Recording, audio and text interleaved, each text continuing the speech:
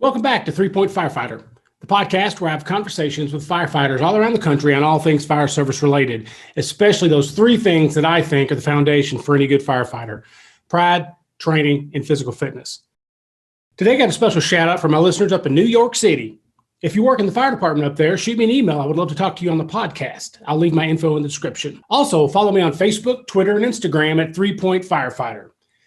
Today's guest is Battalion Chief Tony Carroll from DC Fire Department.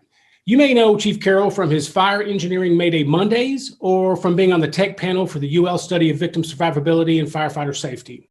He is also a member at large for the ISFSI, the International Society of Fire Service Instructors. This guy does it all.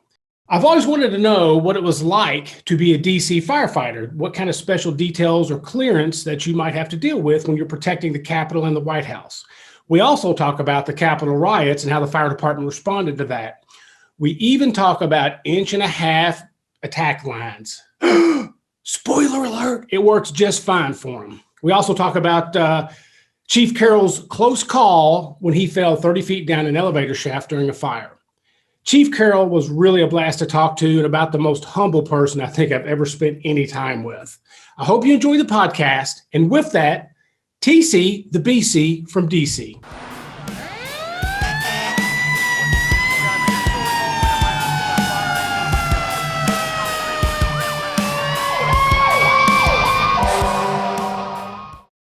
All right, brother Tony Carroll, thank you very much for being on my podcast, man. I really appreciate it.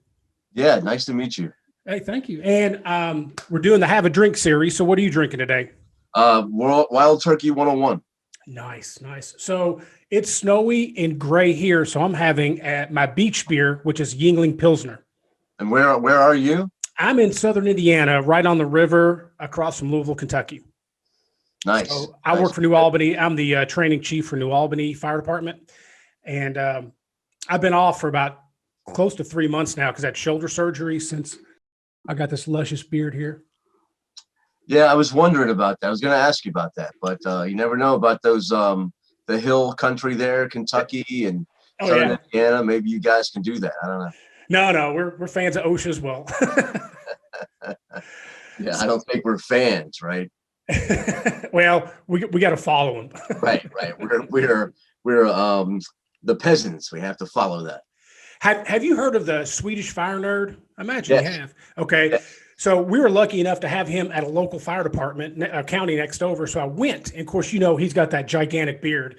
The first thing out of his mouth before he introduced or anything, he said, "I'm going to answer your question to get started, get out of the way. Yes, I can get a SEAL with a mask with this beard. We all do over there."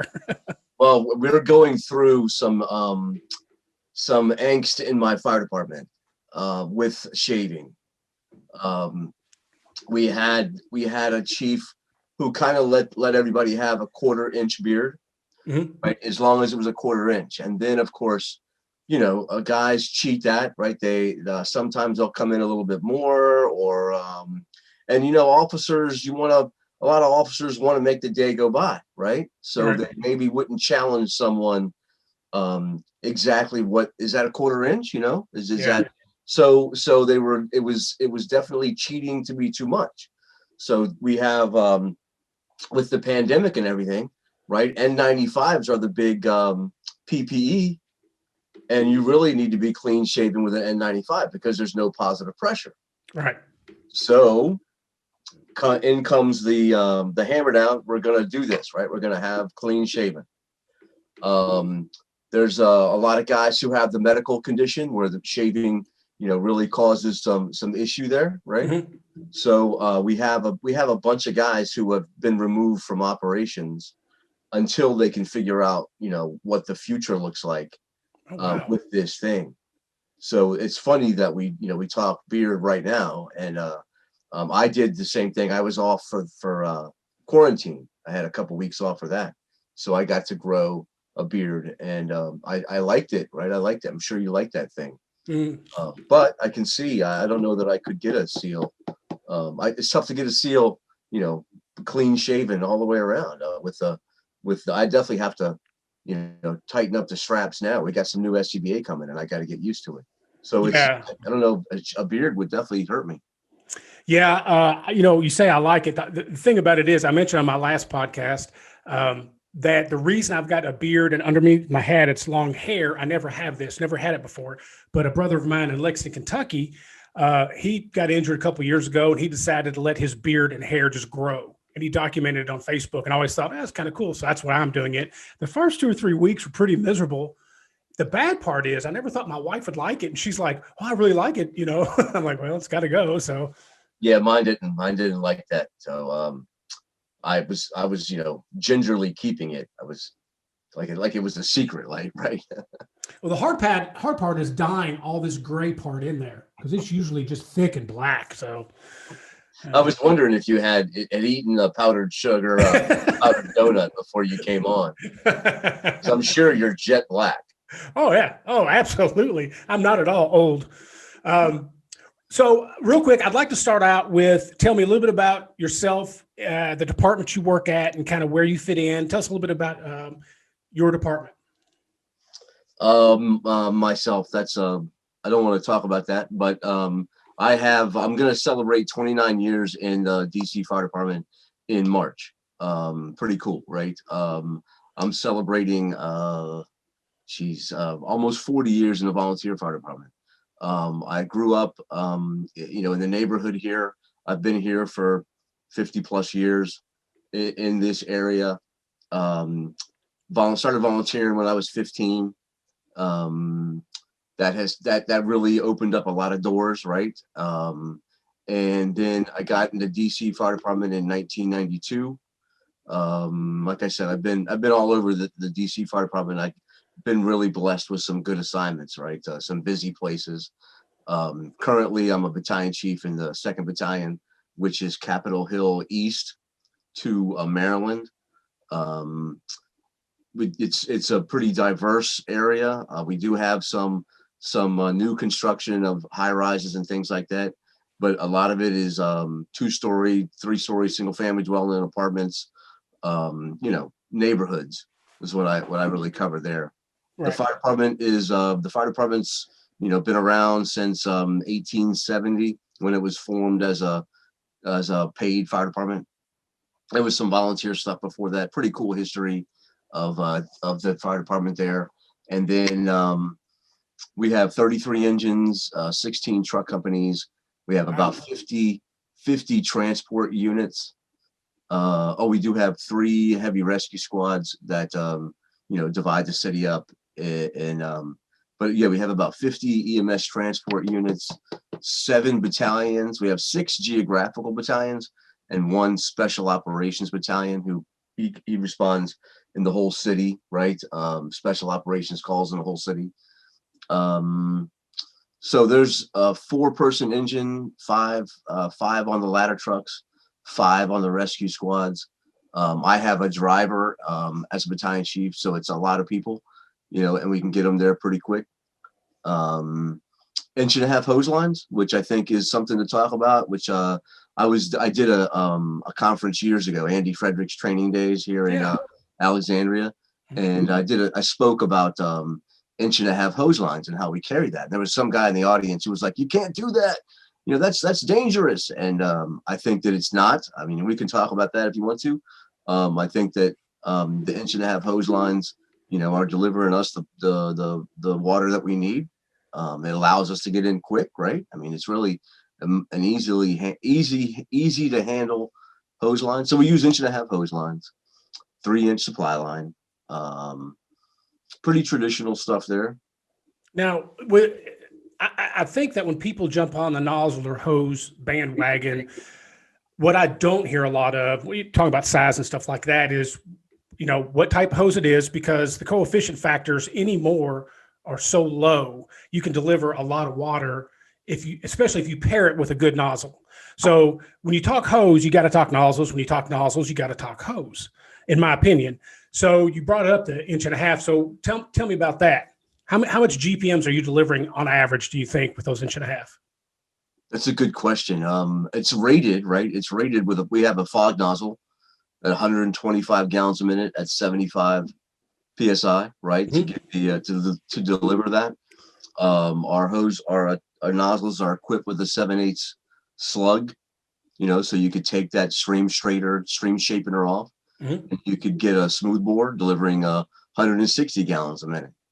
Oh, it's very versatile then. Yeah. So you have that option. But I would say that we're pretty well we do a really good job with 125 gallons a minute. Right. It's a small attack package. But you're right. It's a package, right? You can't just be a smoothbore guy. Like I was really impressed with some of the smoothbores. We got to try what was it, a 17-30 seconds, 17 or 20, I can't remember what it was, 27-30 seconds smoothbore tip to go onto our play pipe, right? And that could deliver 150 gallons a minute, but it doesn't really give us enough back pressure to stop kinking there by the nozzle. Right. So it showed us that we probably shouldn't go to a smoothbore on 1.5 inches.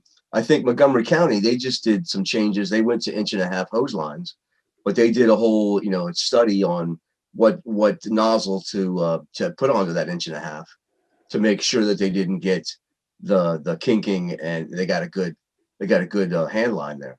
Right. So yeah, you're right. It's a combination of both. We can't just be 1.5 inches and throw anything on there and expect it to work.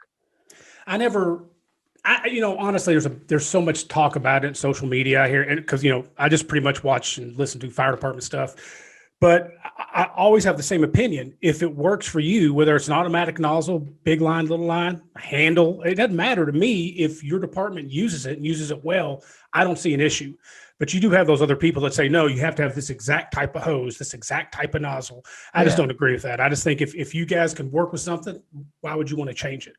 But I think it's frustrating to know that, like if you buy 1.75 inches, it may not be 1.75 inches, right? I mean, like our 1.5 inch hose is actually probably like an 1 5/8 inches, with the internal diameter. Mm-hmm. And the same thing with 1 3/4 inches, right? There's a lot of that stuff that when you put water in it, it actually increases to not truly be 1 3/4 inches. Right. So now I know there's a big push to do that true diameter stuff where they're getting the exact that, so exactly what you're shooting, right? And which is good. I mean, I think that we owe a lot of gratitude to the guys who have really fought hard for that kind of stuff. But it's hard to. I didn't realize that 1.5 inches truly is 1.5 inches. Oh, no, I didn't know that either. I do know when I started 20 some odd years ago in the fire service, I remember the coefficient was like 15.5 for 1 3/4 inches. And now you can buy hose it's less than 7. And that makes a big difference. The manufacturing of hose anymore is gotten so that it's really, I go back to pairing with a good nozzle. You can really have a great attack package with what they're doing with today's fire hose. Now, I do know a lot of departments don't have a big budget, so they're stuck with, like, we just recently upgraded our hose in the past 2 years. Before that, we had hose that was, Ben Franklin's signature series. It was old hose. So that's good. I like that. Ben Franklin's signature series. Feel free to use that. Trademark 3-point firefighter. So let me tell you a little bit the origin of this podcast, right? So of this particular podcast with you. We have a common friend with Jared Sergi, and with everything that's been happening in the news, specifically the riots in Washington, D.C., I've always wanted to talk to a firefighter in Washington, D.C. anyway, because I feel like it's just a unique place in America to be a firefighter because it's the seat of democracy. You got the Capitol, you got the White House, you got all that stuff. I always wanted to do that. So when all this hit the news, I was like, now I really want to do this. I'd love to talk to a firefighter there that can explain a little bit about their response to stuff like this, because there's always a protest, always a rally, I imagine, in that area. So I texted or I emailed Jared, and then he put us on a group messenger. And all he said was, hey, Tony, he wants to meet somebody in D.C. Are you okay with that? And you said, fine. And you and I had a couple chats. It wasn't until the last thing that you sent me, which was your email, I was like, holy shit, this is Tony Carroll. So I'm a big fan of the your May Day Monday. I know you just got that kicked off. I just watched the one with Peter Van Dorp, which I'd love to have on here too. And I'll tell you why here in a second, because you and I do have a connection other than Jared. So I'm pretty excited about having you on here. I didn't realize it was you, Tony Carroll. I just knew Tony. So I appreciate you being on here.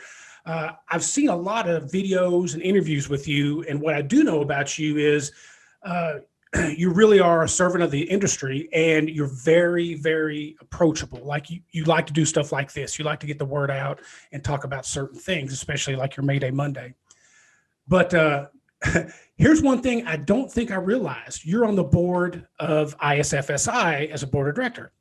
I'm one of your 1403 live fire instructors. Oh, good. That's good. Yeah. And I've been doing that for a few years. I love it. It's one of my favorite things. And I'm getting ready to be on lead instructor for the basement fire class we're going to be putting on. Okay, good. So pretty excited about that. So when all this kind of came together for me, I was like, well, it's a perfect storm for me. You know, I'd love to talk to you, and especially about that stuff.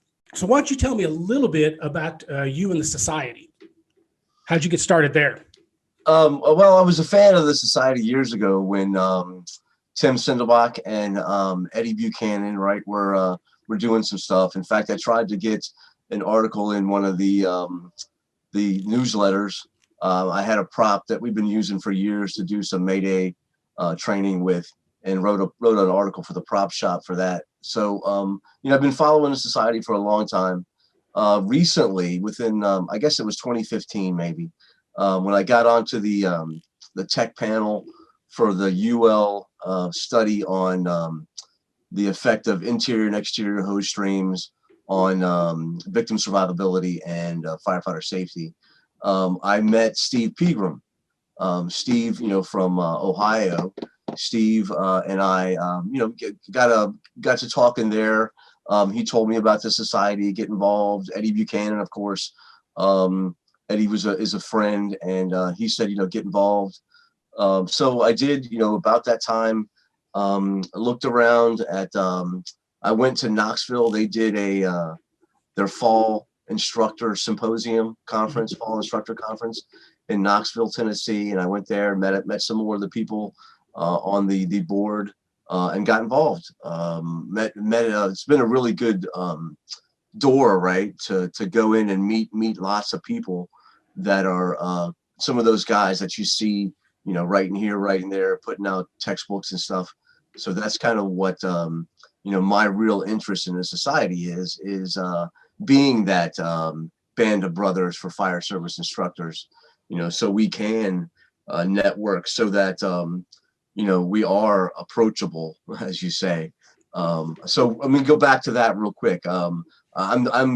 Please don't like hold me at high regard because you think that there's, you know, I want to be the approachable guy, right? I think those were great things that you said about who I am, and don't, you know, I want to be Tony. I don't want to be Tony Carroll, but no, that's good. That's good stuff. So I think the society, your live fire instructor stuff, that seems that's a good program that's going all over still, even in the pandemic. I know you guys are following some really tough standards and stuff to be able to do this during this thing. But I hear rave reviews on that class. So that's my involvement. Right now, I'm a at-large member of the board. So we get to kind of, you know, plot the future, the direction of the society. One of our real big pushes is membership. We want to get more members involved, you know, and you know, what do you get for being a member of the society is you get that access to lots of people. So if you're hung up on an issue, you know, how do I teach live fire, right? There's people that are in the society that can help you out with that. So that's my thing. My push right now is to be that group that are mentors, are advisors, right? So that we can get you through the bumps of stuff that you might have as being a fire service instructor. So that's what I think. That's what really the excitement I get when I want to talk about the society. Oh, I love the society. And for me, my journey with the society is I took once I became the training chief for my department, my chief wanted me to go get live fire credentialed. I've known about the ISFSI, but I didn't really get involved. So I went to Virginia Beach, and my instructors were Kevin Milan and Matt Hopple.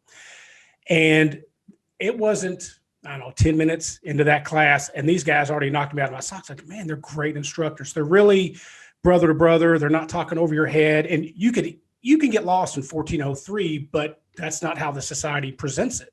It's kind of a peer thing. So I was hooked on the society then, and then I took a fire behavior class, and I wish I could remember the instructor's name, but I haven't seen him on any of our, Wednesday hangouts or any of that stuff. But he was even better. I was like, wow, so I really wanted to bring my game up, and I'm still trying to. And the best way, to be better at anything is surround yourself by those people. So I bugged Jamie Lacey over and over, and I got to do something. I told her I would cold call people, stuff envelopes, and she goes, well, do you write articles? And I'm like, I don't think I can string a sentence together, but I'll try. So I started that way, and they just kept bugging them. And then when a spot came open, I bugged them and bugged them and bugged them. And I just love it. I think the instructors I'm fortunate to get to work with are some of the best, Bill D'Agostino, Gilbert Pedroza, Chris Hubbard. Just every time I teach with these people, I feel like I come away, I feel like I'm cheating the society. I'm like, man, I'm learning a whole lot. I just had Gilbert Pedroza on my podcast about a month ago. Really? I don't know if you've met Gilbert or seen him in action. He's a force to be reckoned with. He really is. Good guy. It's good that we got him tied down to the society then. Oh yeah, absolutely. Yeah, we just had elections, right? We just had our elections, and we have some new faces that you'll see on the board for the society. So it's exciting to see some of these guys that have been involved in fire service, in their corner of the world doing different things, and now we've got them on the board. So that'll be announced, or it may be announced by the time the podcast airs. Oh yeah, I'm sure. I would very much like to do. One of my goals in this podcast was to help promote the society by interviewing people like Peter Van Dorp, and other instructors and stuff like that, because I want to help with. I really believe that if you're a fire instructor and you're not active in the society, you're kind of missing out. Because, like to your point, if I wanted to. I want to put a class on RIT. I could Google it and go through millions of different websites and, all that. Or you can go to the society's webpage, hit their form, and you're going to get just tons and tons of feedback. It's a great little circle. No, and that's the thing is we want it to be a big circle, right? Exactly. And the thing is too is that those instructors, that's one of the most important keys in furthering the fire service. Whatever you believe, right? Smoothbore, fog, whatever, you can go and get that information, find someone that's passionate about it, and get the research, get the information, so that you're ready to talk about it as well. Right. And then that furthers that interest with somebody else, right? And then more interest with someone else. So hopefully, as we grow, we can grow the society, and with members talking like this. This is good. This will help us. Thank you. No problem. To be honest with you, when I started this, I'm not sponsored. I don't make any money on this. I just wanted to honestly just talk to some firefighters and learn a little bit, and I thought, if I ever get big enough, I'm going to get Peter Van Dorp on here and, start from there. And I've been really blessed that this podcast has taken off way more than I thought it would. I really thought I'd have like 5 people downloading a week, and I'm getting now 150 a week. So that's good. Good numbers. Oh, if Jared's gonna hook us up, that's a good contact too, and that's somebody who, right, you can trust. He's not going to steer you down the wrong path, I hope. No, he was my first guest. So when I talked myself into doing this, I was like, the first guest has to be Jared. I didn't even have a second or third really for my first guest. I was like, well, it looks like I got to bug the shit out of this guy, but he was super cool. He's going to come back too, so that's pretty nice. Talk about approachable, right? Oh yeah.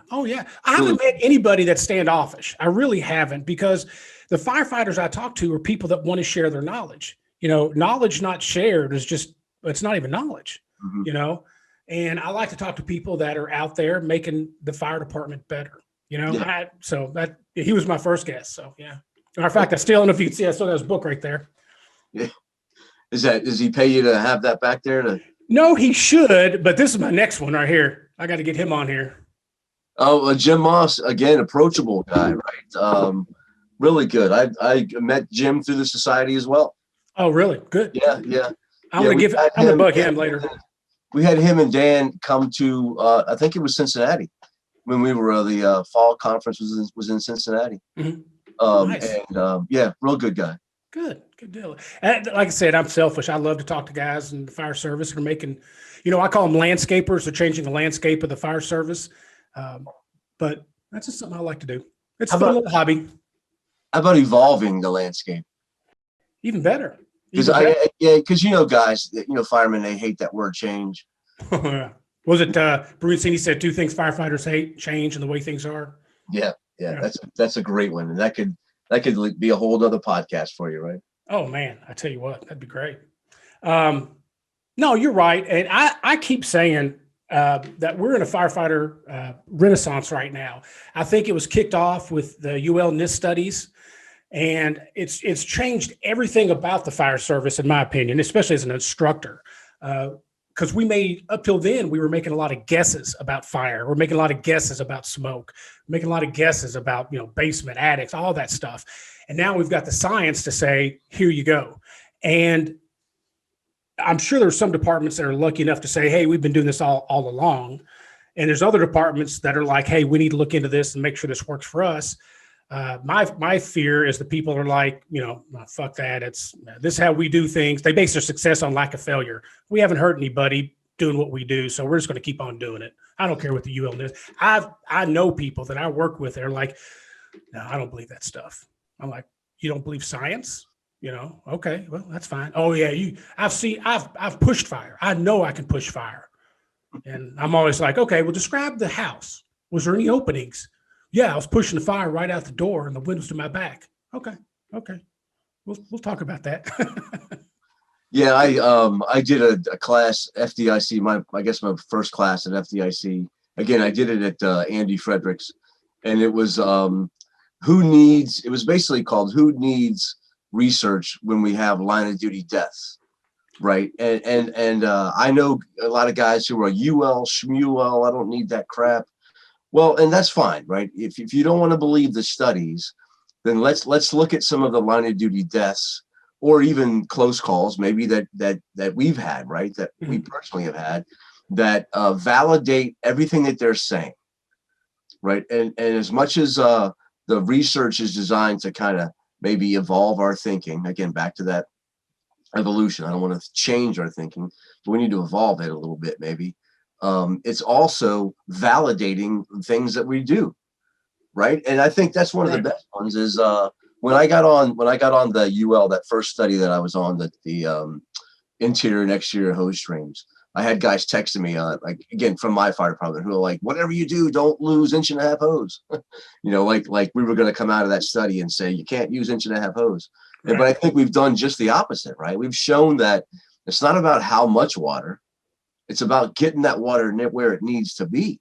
Sure. Right. It doesn't take a lot of water. And I ask guys all the time, how much water, the last fire you were on, how long did you have the nozzle open? And a lot of them are like, I don't know, 10 seconds, right? Maybe 30 seconds. 30 seconds with 125 gallons a minute nozzle is 60 gallons of water. Right. I mean, if you sit there and think, I didn't have that nozzle open for a minute. A minute's a long time sitting there with a nozzle open. Right. And even a minute, right? A minute at 160 gallons a minute is only 160 gallons. Right. So, I mean, I think that that's the beauty of it, is that we thought that we were going to rewrite the future of the fire service with these studies. But a lot of it is, again, is just giving us the reason, giving us the why about why we do these things. Right. Yeah, it's nice to be validated that you, like I said, talking about the different departments. Hey, we've been doing this right this whole time.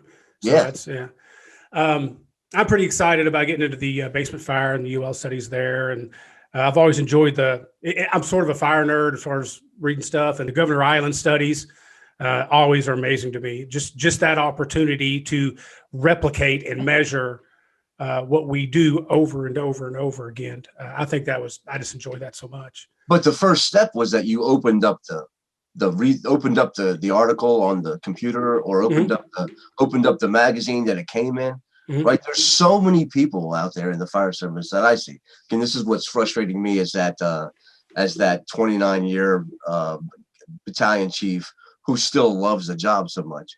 It's so frustrating to see, people who aren't even like taking a few minutes to look at, and I'm going to go back to Mayday Monday because, that's kind of my passion, right? There's I got guys come to work and I'll ask them, what was that last edition of Mayday Monday? What was the topic of that? And they'll be like, I don't know. So it's like, I'm serving this to you on a silver platter. All you have to do is just, open it up, be willing to pick it up, and perhaps you'll see something. Same thing with these studies. Right. But the toughest part of the studies is being willing to click on that link, right? To click on that link and pull it up. Right. And they do the UL, you go to the website and take a class basically, and it's couldn't be geared any easier for firefighters. It's a very easy sit in front of the computer, read a little bit, watch videos. They spoon feed you the information. Yeah. So, yeah. I mean, it's there. Now, you brought up your Mayday Mondays. So if I understand it correctly, you started doing Mayday Mondays just for your department. And then now it's evolved into a webcast and a podcast through fire engineering. Is that right? Yeah. I mean, it was really more geared to, when I was a company officer, right? When I was a company officer and I took that responsibility to make sure my guys are trained, right? There's so many things we have to be trained on, but I set aside Mondays. Every Monday that we worked, we would come in and do a hands-on thing. Back then, I think when I started, I was on a ladder truck, and in DC, the ladder truck is the RIT company on working fires. So we have, all that kind of stuff. We have a RIT air pack. We got search ropes. We have, the procedures. So on Mondays, we would go over, how to do the RIT pack, how to put the SCBA on another firefighter, the face piece on another firefighter, how to hook up that universal air connection so we can give them the air, if their bottle's empty. And then it kind of also got into like self stuff, right? Like I told you, I had a prop, so I'd bring that in and we would do some negotiating the entanglement. I had a drywall prop, so we could bust out drywall and negotiate a reduced profile. So that was the kind of thing that we did on the days that the practical drills that we did on the days that I worked. So that went on for years. I was went from a ladder truck to a rescue company, where again you have a few more tools that you can get into. So we would do that. Then as a captain of a truck company, again, wanted to emphasize with the people there, with those companies, with those members, that those self-survival skills and the firefighter survival skills. I took a transfer to safety. We have one safety officer on duty for the city who responds on all working fires and technical rescues and that kind of stuff. Mm-hmm. So when I was there, right, I didn't have a company. I didn't have 4 or 5 guys assigned to me that I could impart this stuff to. So in that firehouse, that's where the special ops battalion chief is housed. And Chief Holt was like, Tony, you should take this to the whole city. So now I'm like, well, how am I going to reach the whole city, right? And that's when we got into computer online things. We got into the department's Facebook page and Twitter page. We also send it out email it to every person. And then that went from every Monday that I worked to every Monday. So it went from 12 drills a year to 52. And I kept that up for a while. Then I felt like it was kind of getting watered down, right? And kind of the same old thing. So we pulled it back to once a month. So the first Monday of every month, I'll come up with a drill that is based off of a line of duty death that happened in that month. It may not have been that year, right? It might be. Again, we'll we just did Worcester, and that was in December of '99. So the December May Day Monday for 2020 was highlighted the Worcester line of duty death incident, and then there was a drill that was kind of based off of some of the things learned from that incident. This month, right? This is January. The January was based off of a fire, or we honored and we looked at a fire in Toledo, Ohio, that took the lives of 2 firefighters. Mm-hmm. And then there's a skill that kind of goes along with some of the things that were learned in that incident. This month was a simple Lego drill. Remember, you've probably done that, right? Where you are in a room with a radio and the directions for a Lego model. Yeah. So that's what this one is, because there was some communication issues on that fire ground. So we wanted to highlight that contributing factor on that line of duty death. So go back a couple of years to when I met Bobby Halton at the Congressional Fire Service dinner. I told him what we were doing, and he was like, "Send it to me, and we'll put it in fire engineering." So they were sending it out every Monday. Then we went back to once a month, right? Fire engineering would put it on their online magazine. They'll send it on their Facebook and their Twitter. And then the podcast kind of grew, right? We see the success of your podcast and other podcasts in the fire service. So I was like, let's add that media to the Mayday Monday, offering.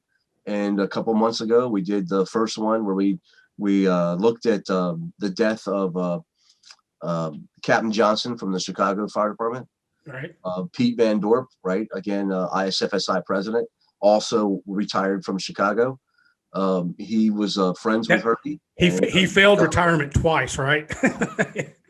Yeah, so that was a really good first episode to launch the podcast. And that's where we are. So the next one, right, February is coming up. I think it's going to be heart health, because February is the heart health month. Mm-hmm. Right? That's Valentine's Day. You got your heart and stuff. So it's Heart Health Month. And we'll look at some ways to survive the firefighting, the fire service, as far as our health goes, because that's a big one. So that's one of my passions is physical fitness and health and wellness for the fire service. Have you heard of the calcium scoring screening test? What was you said? The calcium scoring screening test for heart health. Okay, good. Okay, so I wrote an article about it, and it is I'll send you the link. I'll send you the link when I find it. I don't know if it's Firehouse or Fire Engineering, but so basically what happened is I was at my doctor's a couple years ago getting my physical, and I take her some papers that are unique just to firefighters. Hey, look for these things.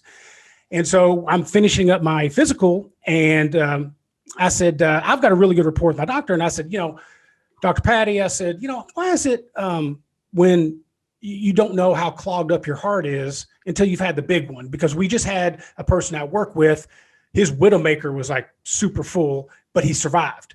And I'm like, and they told him, oh, you're like 90% blocked or whatever. I said, why can't we find out before? She goes, oh yeah, you can. Absolutely.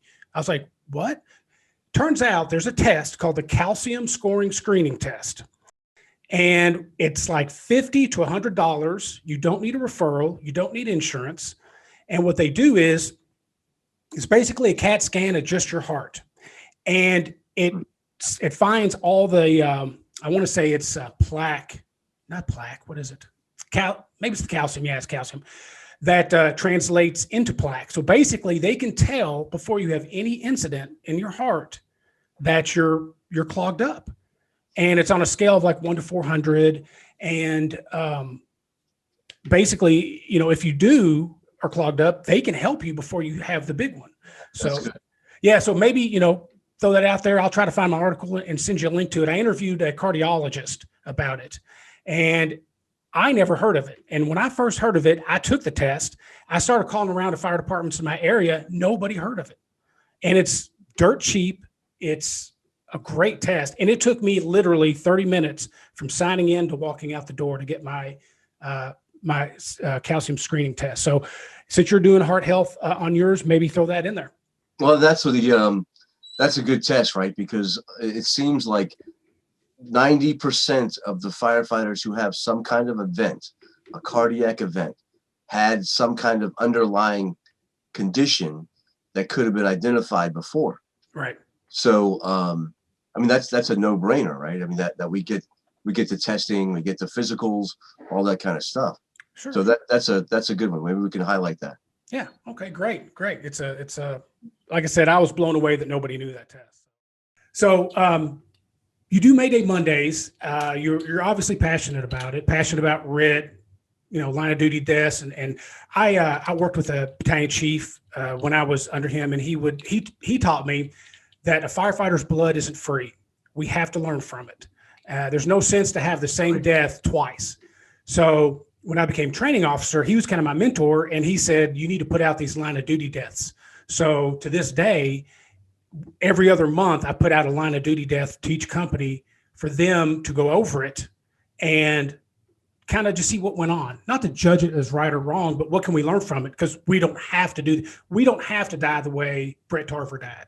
There's no reason to. We've got the skills and we've got the training now. So obviously that's affected you. Your incident in 2005, is that part of the reason you're so affected by that?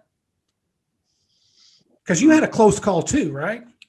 Yeah. And it's hard to understand, right? I think that I remember laying in the hospital bed and thinking I'm better than this, right? I mean, why? How did I was big into training then, big into basic training, firefighter basic training stuff, mm-hmm. And then here this happened. Here how did I not? We talk about when you cross a threshold, feel out in front of you. How did this happen?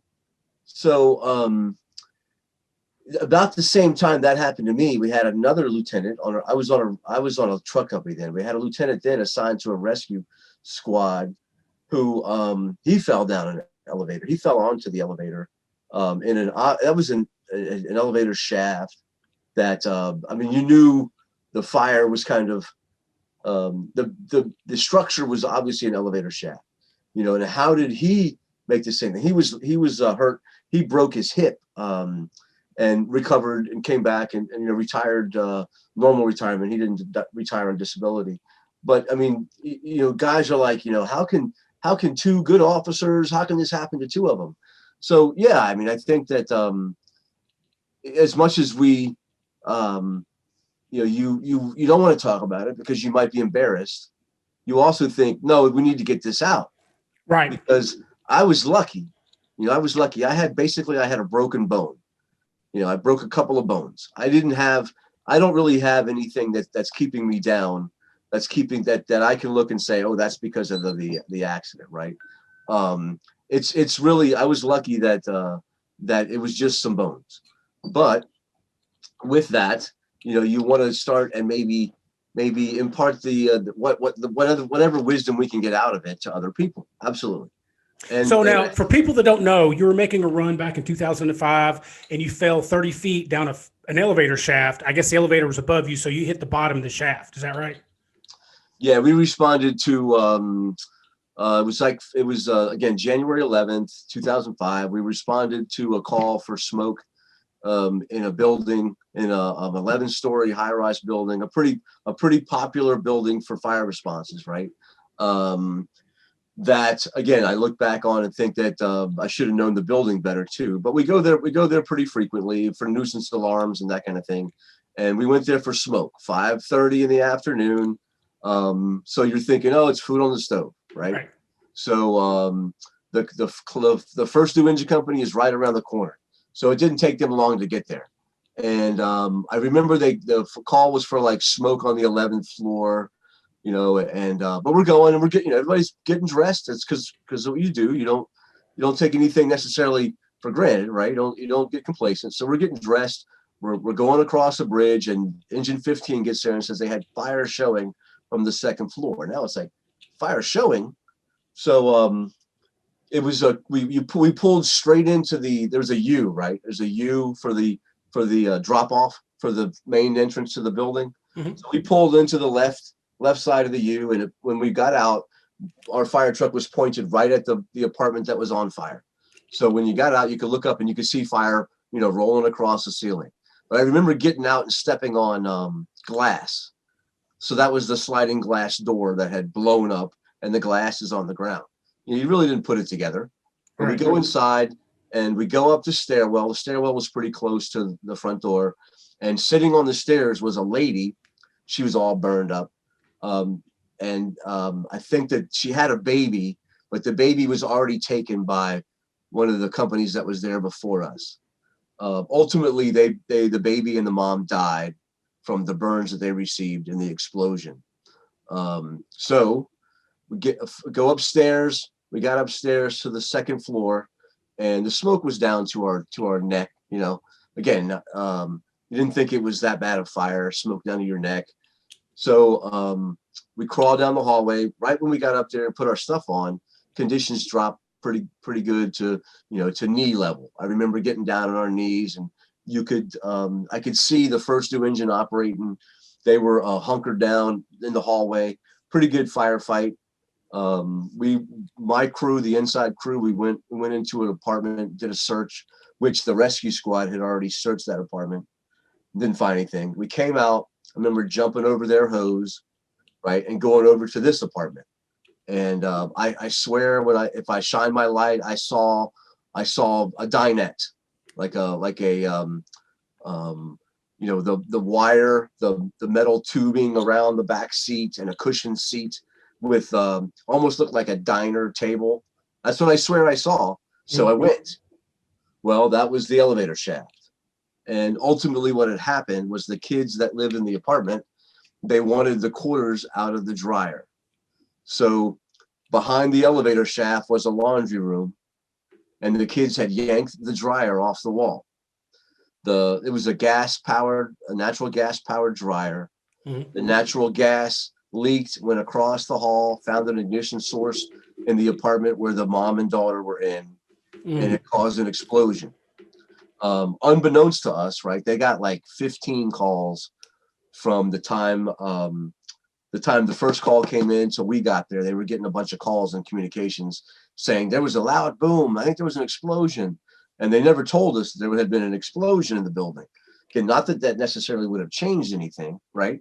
But maybe that it could have armed us with some more information, because the first due engine did wonder why was there like debris all in the hallway as they were making their way down to put the fire out. Right. So like I said, I went. We were on the second floor, and there was 2 sub basements, so it was like 35 feet, and I was in the elevator pit. Ultimately, I fractured vertebra L2. I broke 1 rib, and I broke my 5th metatarsal on my left foot. So, a couple months, 3 months in a body cast to heal that vertebra. And, I got off pretty easy. My wife and kids, they took the brunt of my recovery. But I was back in the fire truck. It was like 8 months later, I think, that I made it back to that truck company. Do you remember falling and hitting, or was that blacked out? No, I remember waking up and water was dripping on my face, and I remember asking, are they putting the fire out? Are they putting the fire out? And ultimately the guys were like, just shut up. And, they packaged me in a Stokes basket. And I remember it felt like I was going into a pizza oven, right? Because we were about, the elevator pit was about 4 foot deep, maybe 5 foot. And they picked me up and slid me out and onto concrete in the parking garage where the elevator emptied out to. And it felt like I was, because it was all metallic looking. I remember them slide me out. And then I got transported to a helicopter and went to our trauma center, MedStar hospital, which was amazing. They were amazing. But yeah, so. So you didn't get to give a mayday. Somebody just had to realize you were missing and find you. Right.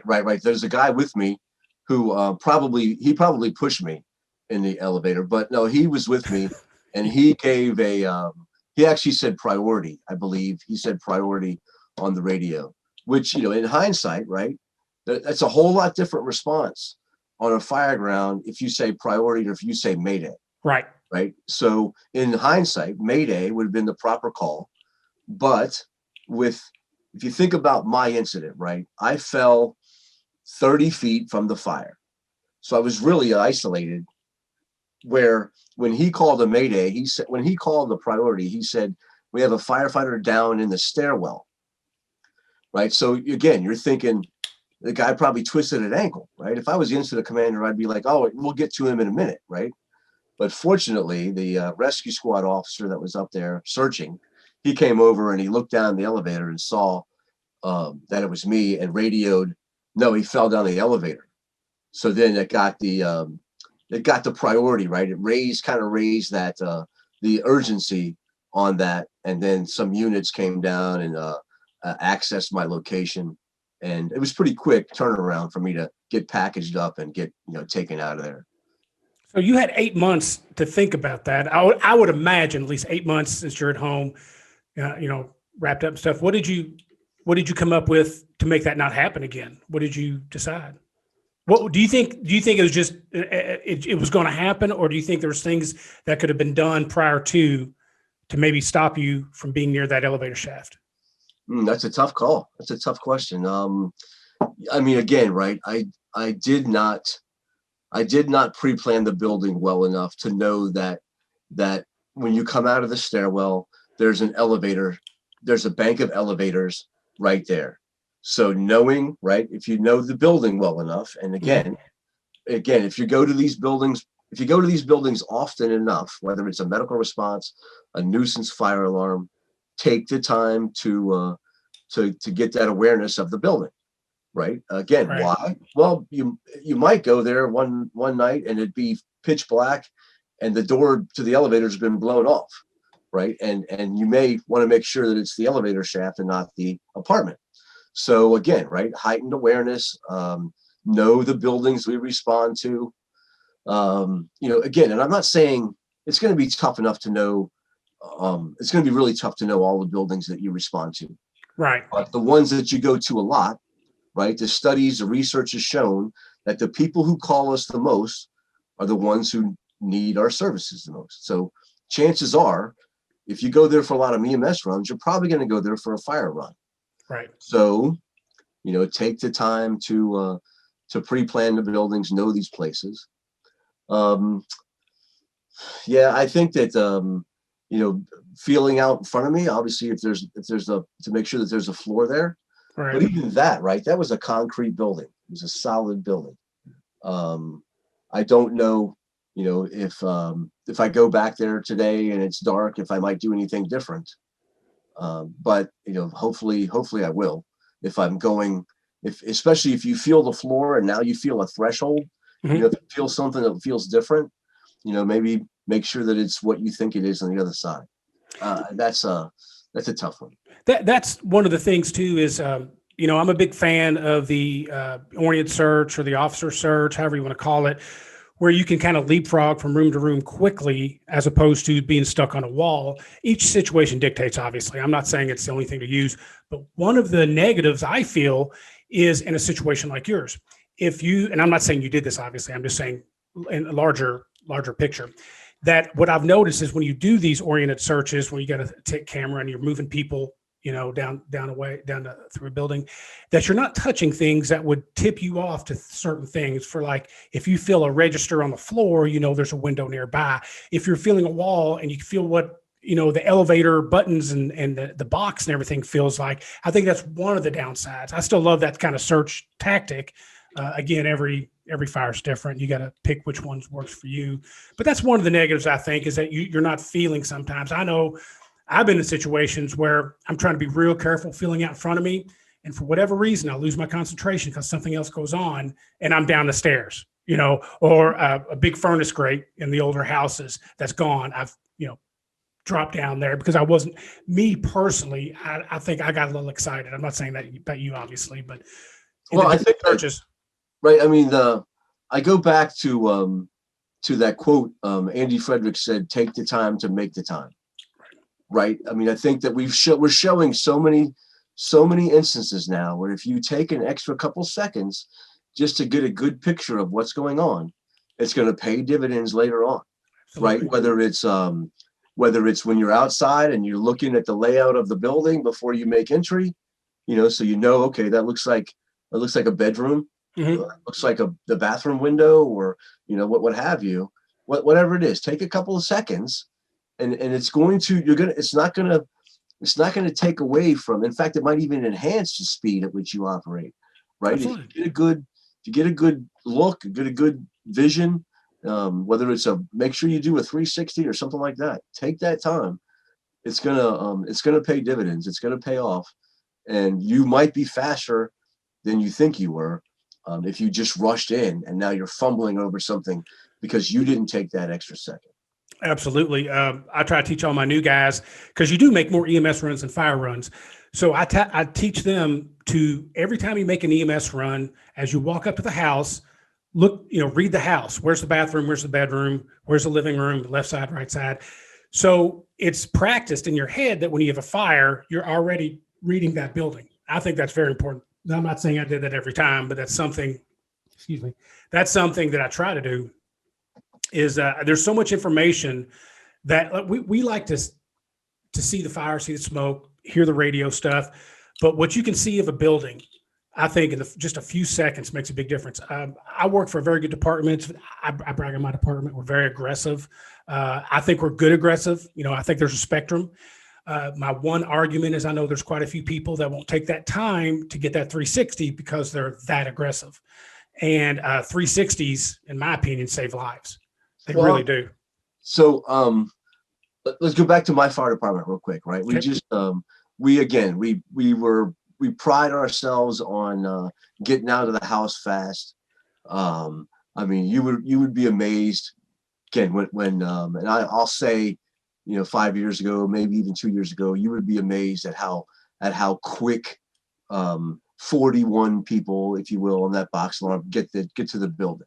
Mm-hmm. In fact, sometimes you would get there so quick, right, that you can't even move. Right, there'd be so many people inside, and it almost seems like sometimes the response does more damage than the fire did, right? Because you get there and right, if you hear the word fire, the roof's going to get open, the ladders are going to get thrown, the windows are going to get taken, and it was a pot of food on the stove. Right. I think that there's sometimes that quick. So recently we just enacted some guidelines where the first two engines in a truck engage.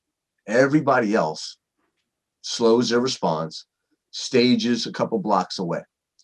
I think, again, I'm going to be ostracized. They're going to get their Tony Carroll, dolls out with pins in it. I think that, again, it makes us more efficient, right?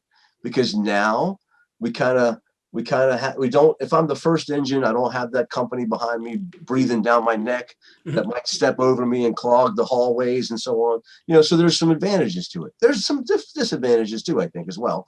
But, right, a good thinking company officer, coupled with battalion chiefs and so on, right, can use this framework for us to be more efficient and perhaps even quicker than we were before.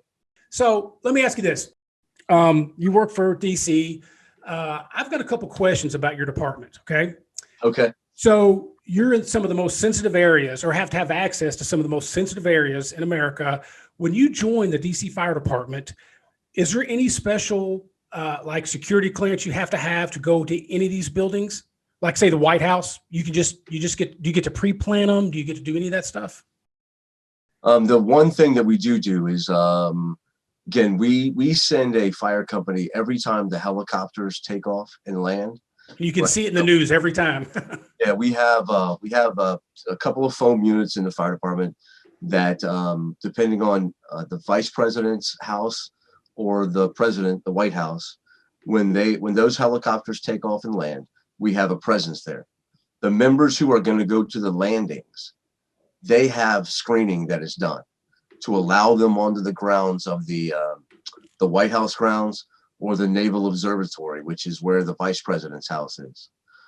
those members. In fact, if I get detailed to one of those companies that day and there's a landing coming up, then they'll look in the background they'll look at they'll screen those members. They'll look at those guys that are going to go for that.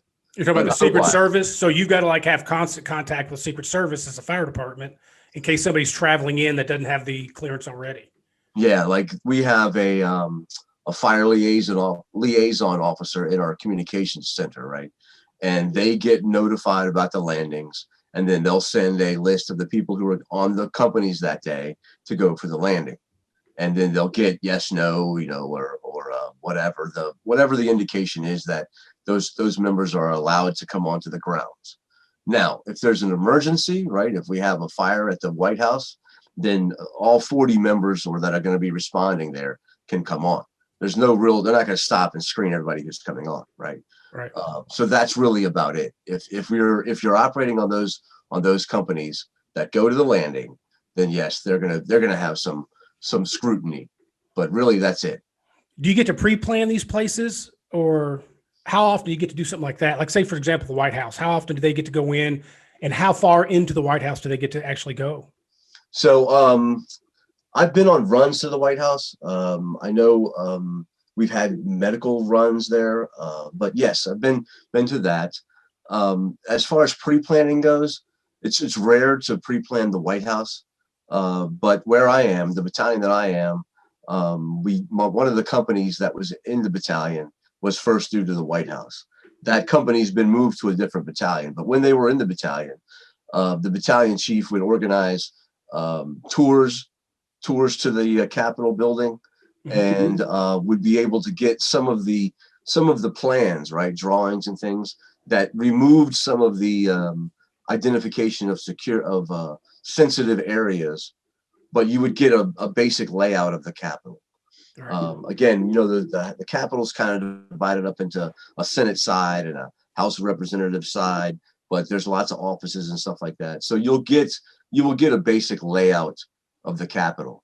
The White House, same thing. Like they give us stuff. We don't really go there and be able to walk through the White House and look at okay, we have this, this is here, standpipe connection here, and so on.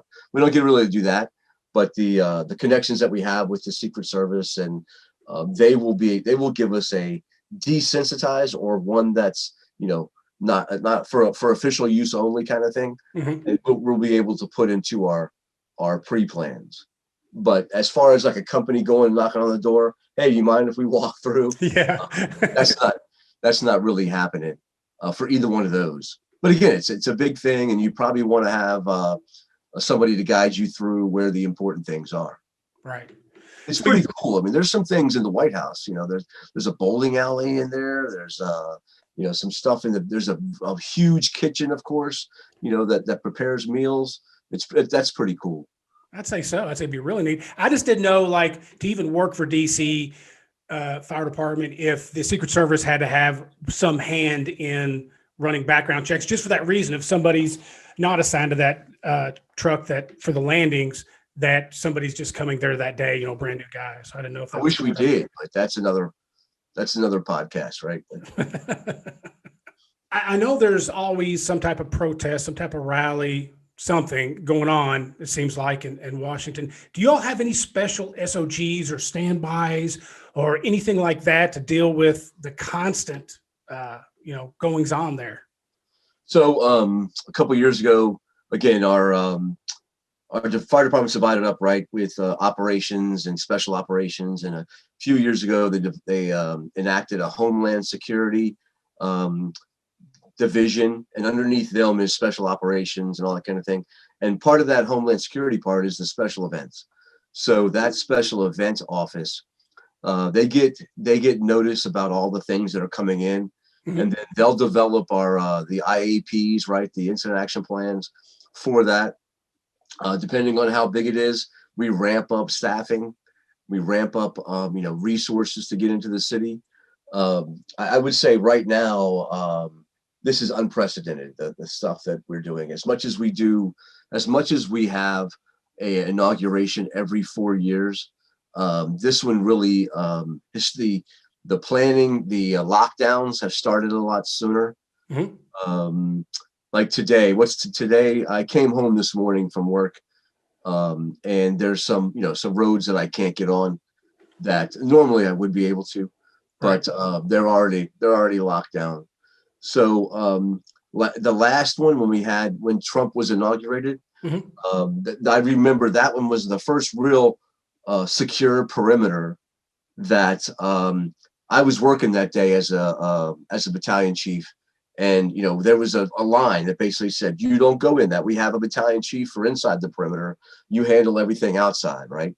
And you'll do your normal responses outside this, but across this line is really the staffing that we had identified and ramped up for the inauguration, for the first Trump's inauguration. Right. Right? And I remember because that was we were renovating the firehouse that I was assigned to then, and they had brought in some mutual aid companies to staff to sit into the newly renovated firehouse, and the on-duty companies weren't running at that firehouse, and just a block away there was protests and stuff that were inside that secure perimeter. Mhm. So again, this one's obviously is a bigger event, but yes, I would say every weekend we probably have a group of people who are working a special event, and it can be something like we'll have a presence at a concert, right? A concert at the Nat Stadium, we Mhm. might have a presence there. Um, we do have limited protests that go on all the time, things that you don't see on the news, but Mhm. someone's in town to protest something, and we might have an ambulance standing by, or perhaps we'll have somebody in our command post, our emergency operations center will Mhm. be open for that. But this one right now, yeah, there's a lot going on. We've ramped up staffing on our ladder trucks to have a pool of people available. We've added engines. We've put some extra engines in service. A bunch of ambulances, additional ambulances over and above our normal fleet are in service. We're gonna have some rescue task force, we call them. Like, again, there's some extra units who are a quick response vehicle that can go to a suspected package or something like that, or work with the FBI, work with Secret Service, Oh, and really? kind of cruise around that perimeter that's locked down from traffic and stuff. So 11 days, today is January 17th. So 11 days ago, there was protests that erupted into some riots that had a lot of people breaking into and doing damage to the Capitol. As far as the fire department response, the issues they might have had, or things they might have learned, can you talk a little bit about that? Sure. So we obviously knew, right? Because there was a lot of talk ahead of time that there was going to be rallies and stuff in this city to challenge the electoral college vote, right? So we had upstaffed the fire department to anticipate that those people coming in. I don't think that we thought, how it was going to end up, but the structure was in place we had the incident action plan already in place. So we had, a command structure in place. We had EMS units and things like that ready to respond to anything that broke out. So ultimately, the Capitol kind of became two incidents, just by the way that the crowds and stuff kind of impacted the building. We had some of the already pre-staged assets on one side, taking care of a bunch of patients there that were hurt and things, and then we had some others that had to get called in from operational, from on-duty operational guys that came in to respond to some other side of the incident, if you will. Right. And then we kind of had two different scenes on the side of the Capitol building. So I mean, it was another one of those incidents that we go. It was kind of handled as a mass casualty incident, right? With the most hurt, the highest priority got transported pretty quick, and then we had some of the lower priorities get triaged and transported later on. I definitely think that a lot of most of our incidents, right? The first 5 minutes were really hectic, and then the planning and stuff that we had in place kind of caught up to that. So as additional resources came in, a lot of the excitement stuff had already moved past, Right. because ultimately, once the cops got there and Metropolitan Police Department, DC Police, once they got there, they kind of calmed everything down, took that thing down, and dispersed all of the people that were there, whether they were protesters or sightseers or whatever, Right. and cleared it. Now, what about the lady that got shot inside? How did they get her to your people, or did your people have to go to her? And if so, they obviously were hammering cops. How did they treat your firefighters?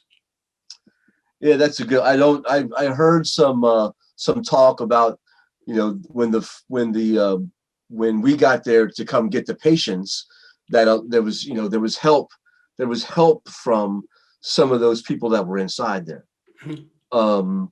Now, so they didn't turn necessarily on to the fire and EMS responders, right? Right. They just kept their angst with the cops or whoever had responded there. I'm not sure if we had to go in and get her, or if the cops and stuff that were there got her outside. But I know that we had a couple of CPRs, that cardiac arrest patients that were transported, and I understand that we did have ambulances and stuff that got off and had to go into the crowd to get them and bring them out to a transport unit. But I think that they were, again, their issues weren't really with fire and EMS, so they didn't really cause a problem or a delay with us getting to the patients who needed the help. Right. Again, I'm not positive. I did talk to some people. It happened the day before I worked. Right, I worked on the 7th, and it happened on the 6th. So in shift change, getting some of that information and talk about what they had faced the day before, you get some of this information. So having experienced that now, and it sounds like you had good plans in place, and it sounds like they worked. What you learned from 11 days ago to what's going on now and what may happen from now until inauguration, are you all doing anything different, or are you just sticking with your game plan because it's obviously working and well thought out? I think that again, we've done this before. We've ramped up before. I can tell you that Obama's first was a big learning experience for us because of the size of the crowd. So that the second Obama inauguration, we had ramped up our plans. The Trump inauguration, that was new. Again, a lot of the protests and stuff that happened there, I don't think that we necessarily saw that stuff coming. However, there was definitely some there was some damage to buildings that happened there that this time, or especially on the 6th, a lot of businesses and stuff had boarded up their buildings, even during the BLM stuff that was happening earlier, at the end of last year, right? Some buildings were boarded up and prepared for whatever was going to happen in the streets. So learning from those, yes, there are some different things that are happening with this one. I would say that there's a real hard perimeter around the Capitol building. So like the last 2 nights ago, I worked, and we had a fire call to the Capitol building. They sent a box alarm to the Capitol building for smoke on one of the floors of the Capitol. It turned out to be a busted pipe in the ceiling that caused steam and stuff. So there was a scare of that. That hard perimeter that's around the Capitol building changed our response. Again, our SOGs have a company that goes to the front, an engine and a truck go to the front of the building, an engine and a truck go to the back of the building. We lay out from hydrants, but because of the hard perimeter, there was one way in, right? Normally there's several different ways in to get to the Capitol building. Because of this fence and stuff that's around it, that everybody had to funnel to one area to get in, and then you could kind of then go to the building. So that's changing some of the things. But now the information is getting out to everybody. Hey, look, this is what's going on. Again, every weekend, I wouldn't say every weekend, but a lot of weekends throughout the year, there are roads that are closed in the downtown area. This time there's a lot. It's a bigger perimeter. Again, the last day that I worked, we had an inside gas run to a commercial establishment about 2 blocks down from the Capitol building. Mm-hmm. So we met police cars that had the road blocked. So they had to pull to the side so we could get around and go in. There's still people and workers inside the perimeter, civilians, not government officials, doing their business and stuff. There's just no road traffic to get there. So that kind of changes things, right? When you can't do your normal response. But I do, again, in some of the previous inaugurations, that downtown area, we pretty much divided it in half because of the big crowds that you're going to have on the mall. Again, not this year, the mall's closed, right. But previous ones, you would have big crowds. You would have a parade that cuts through the middle of that downtown area. So we pretty much added additional staffing on the south side, where we really only have 1-2 firehouses down there. We added additional staffing so that they kind of had their own resources to handle a fire incident on the south side. Mm-hmm. And then the north side had all their stuff. Okay. This time it's a little different because there's like I said, there's an obvious perimeter around where we're not going to really be able to get in as easily as before. We're going to probably be able to get in if it's a big incident, but we have a lot of resources in there. We have mutual aid stuff coming in, which is pretty rare for us. But we have some of the neighbors bringing in engines. We have a lot of EMS transport units coming in that will pretty much handle the inside the perimeter, right? And then the on-duty companies will handle the outside. One of the cool things, this happens every year during the State of the Union, right? The State of the Union, everybody's in that building, right? You have all the members of Congress, you have all of the Supreme Court, you have the president, you have the vice president, everybody is in one building. Right. So we ramp up really hard with that. We have engine companies and stuff that are already pre-positioned and hooked up to the standpipe connections. Oh, wow. In case that we have to do something. We have firefighters outfitted in turnout gear and some in hazmat suits inside the building. I remember sitting outside the chamber, the House chamber where they were giving the State of the Union, and we're right outside of that, and had on our turnout gear and stuff. So in case there was something happening there, we could run in and grab some of those members and bring them out to that. We also have technical decon and gross decon corridors set up outside the building. So there's already pre-positioned assets and stuff for that. Right. This is pretty big too. Obviously, we're going to have a lot of those same people on the outside, and I think there's a party and stuff, or reception just inside the Capitol after the swearing in on the east side steps. I think or the west side of the Capitol. That's where they do the swearing in.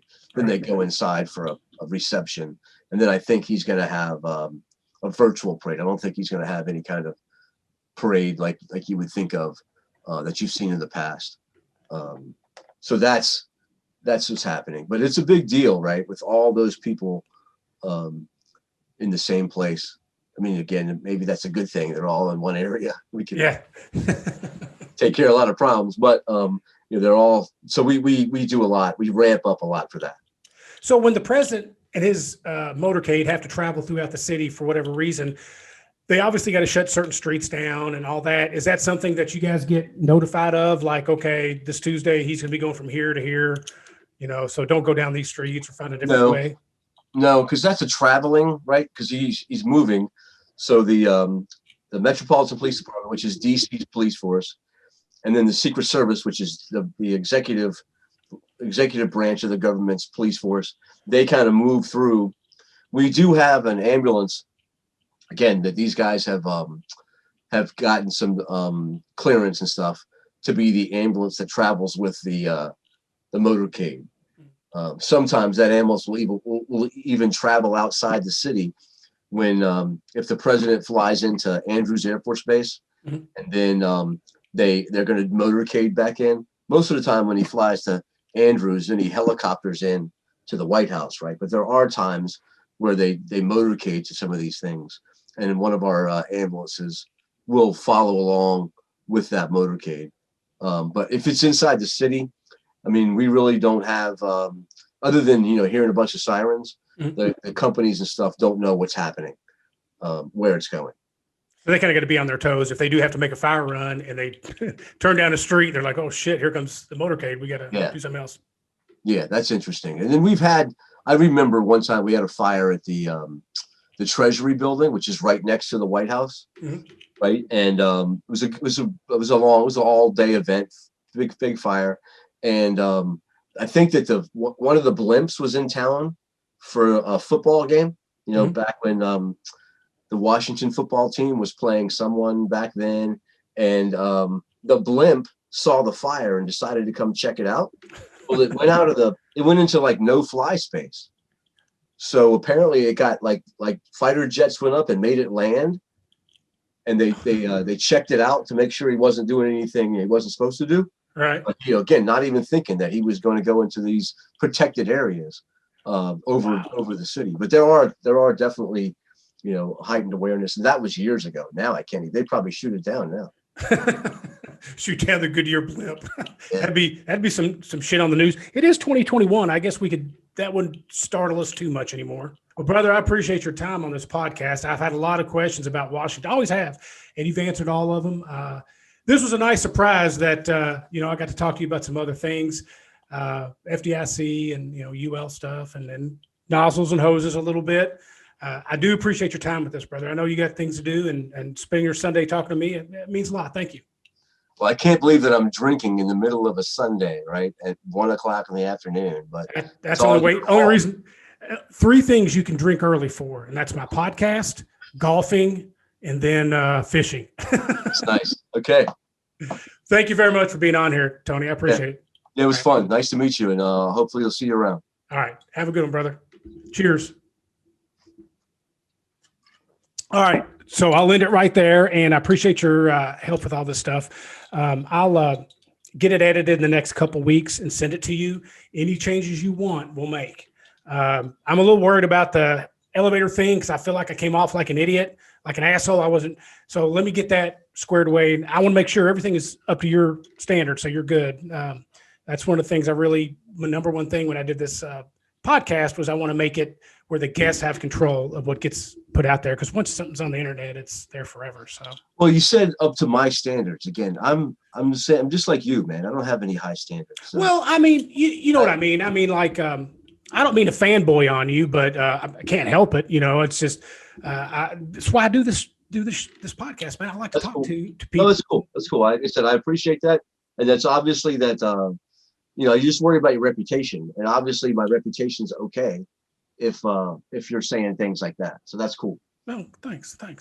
I appreciate it, brother. And if you have any questions, you know how to get a hold of me. Other than that, I might bug you again when I start doing the society interviews, if you don't mind. That'd be cool. So, okay. That'd be cool too if we got a couple guys like, maybe Brian Zaitz or something and we're both on the board, and then we could, have a not a threesome, but I probably should explain what this podcast is about, or I might change my podcast. Fuck it. I don't care. Hey, whatever gets you that viewers, right? Yeah. That's all that matters right now. Okay, brother. Well, you take care. And again, I really appreciate it. All right. I hope you survived that COVID scare. So. Oh, you can't get me down. I got a magic beard. So fuck. All right, buddy. Take care, brother. And I hope you enjoyed that episode with Battalion Chief Tony Carroll. He really is as cool as the other side of the pillow. Somehow, some way, the stars lined up to where me and Chief Carroll are both instructors for the new International Society of Fire Service Instructors, Understanding and Fighting Basement Fires, Train the Trainer.